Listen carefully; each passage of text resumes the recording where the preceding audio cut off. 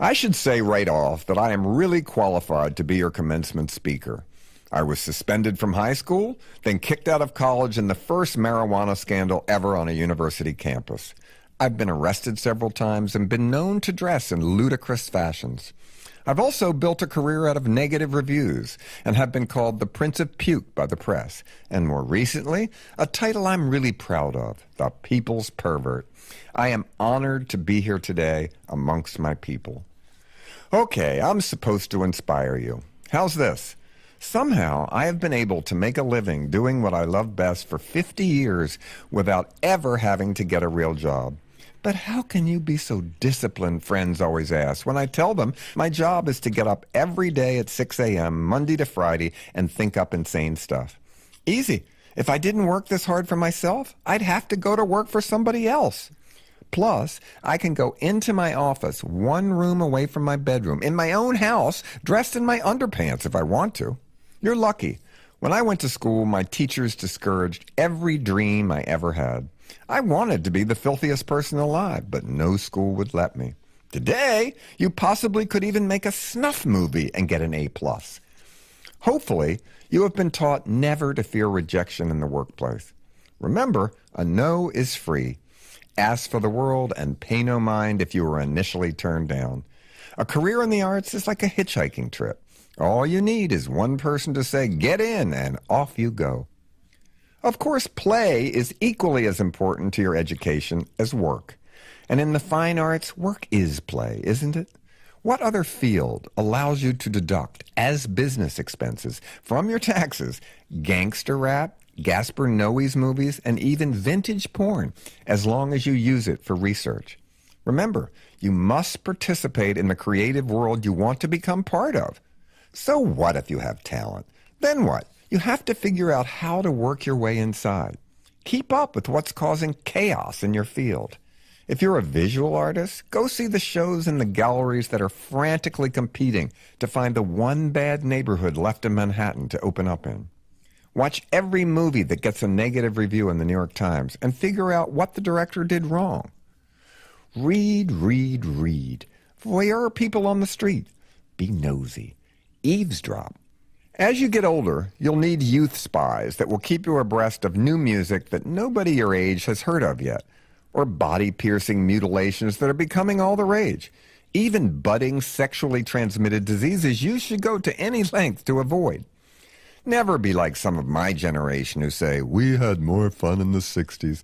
No, we didn't. The kids today who still live with their parents, who haven't seen them in months, but leave food outside their bedroom doors, are having just as much fun shutting down the government of foreign countries on their computer as we did banning the bomb. Today may be the end of your juvenile delinquency, but it should also be the first day of your new adult disobedience. These days, everybody wants to be an outsider, politically correct to a fault. That's good. I hope you are working to end racism, sexism, ageism, fatism. But is that enough?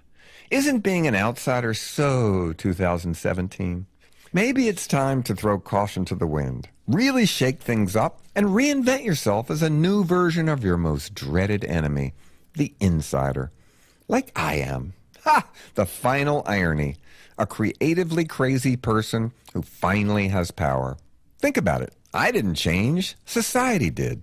Who would have ever thought a top college would invite a filth elder like myself to set an example to its students? See, there's hope for everybody. You need to prepare sneak attacks on society. Hairspray is the only really devious movie I've ever made. The musical based on it is now being performed in practically every high school in America, and nobody seems to notice. It's a show with two men singing a love song to each other that also encourages white teen girls to date black guys. Pink Flamingos was preaching to the converted. But Hairspray is a Trojan horse. It snuck into middle America and never got caught. You can do the same thing. Listen to your political enemies, especially the smart ones, and then figure out a way to make them laugh.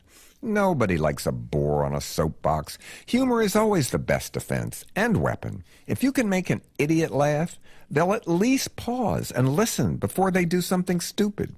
To you. Refuse to isolate yourself. Separatism is for losers. Gay is not enough anymore. It's a good start, but I didn't want my memoirs in the gay section near true crime at the back of the bookstore next to the bathrooms. No, I want it up front with the bestsellers. And don't heterosexual kids actually receive more prejudice than the gay ones? Things are changing. It's a confusing time. Don't hate all rich people. They're not all awful. Believe me, I know some evil poor people too. We need some rich people. Who else is going to back our movies or buy our art? I'm rich. I don't mean money-wise. I mean that I have figured out how to never be around assholes at any time in my personal and professional lives. That's rich. And not being around assholes should be the goal of every graduate here today.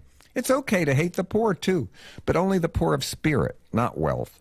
A poor person to me can have a big bank balance, but is stupid by choice, uncurious, judgmental, isolated, and unavailable to change. I'm also sorry to report there's no such thing as karma. So many of my talented great friends are dead, and so many fools I've met and loathed are still alive. It's not fair, and it never will be. Okay, parents, now it's time to talk to you. God, these kids can be brats, can't they? Entitled little bastards. Do they think you're made of money? Can't they give you a second to adjust to such social changes as sexual reassignment surgery, horn implants, and the political rights of the adult baby community? And young adults, maybe today is the last day you stop blaming your parents for every problem you ever had. Yes, it's a drag you were kept locked in a cardboard box under their bed and daily whipped with a car aerial, but it's time to move on. We've all been dealt a hand. Deal with it. Whining is never appealing in a college graduate. And parents, vice versa. You don't get to order up your kids either. Maybe your daughter did tattoo her entire face. Well, work with what you've got. Think positively. Maybe she'll open a fancy tattoo parlor in Paris. I'm touched to sometimes see distraught parents bringing their angry and defiant teenage children with them to see my spoken word show in a last-ditched attempt to bond. At least both sides are trying. The truths of maturity will come to families if every member is patient. I look back and wonder at how understanding my parents were. Dr. Spock didn't have a chapter in his child-rearing advice book on how to handle your son if all he wanted to do was play car accidents. Yet my mom took me to junkyards as a toddler and let me wander around fantasizing ghoulishly.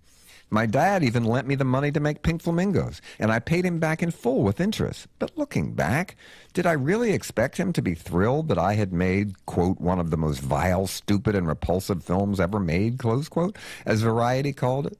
My parents made me feel safe. That's what you should try to do to your children, too, no matter where you manage to get them. Contemporary art's job is to wreck what came before. Is there a better job description than that to aspire to? Here's another trigger warning, and pardon my swearing. Go out in the world and fuck it up in a beautiful way. Design clothes so hideous they can't be worn, ironically. Horrify us with new ideas. Outrage outdated critics.